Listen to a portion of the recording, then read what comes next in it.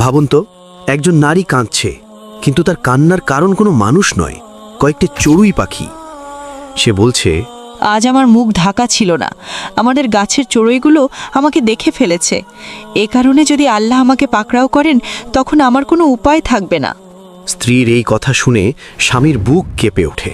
এমন আল্লাহ ভীতি দেখে সে আবেগে স্ত্রীর কপালে চুমু খায় এবং পরদিনই গাছটি কেটে বিক্রি করে দেয়। কিন্তু সপ্তাহখানেক পর স্বামী হঠাৎ কাজ থেকে আগে ফিরে এসে যা দেখে, তাতে তার দুনিয়াই অন্ধকার হয়ে যায়। তার স্ত্রী অন্য এক পুরুষের কোলে জড়িয়ে আছে। সে কিছু বলে না, চিৎকার করে না, নীরবে প্রয়োজনীয় জিনিস নিয়ে শহর ছেড়ে চলে যায়। দূরের এক শহরে গিয়ে দেখে রাজপ্রাসাদের সামনে মানুষের ভিড়।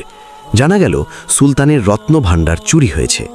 ঠিক তখনই সে দেখে এক বৃদ্ধ লোক আঙুলের ভর দিয়ে হাঁটছেন। লোকেরা বলে তিনি নাকি এত পরহেজগার যে পিঁপড়া মরবে ভেবে পা মাটিতে রাখেন না।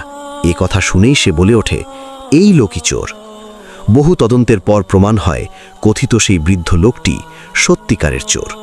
সুলতান লোকটিকে জিজ্ঞেস করল, তুমি কিভাবে বুঝলে বৃদ্ধ লোকটি আসল চোর?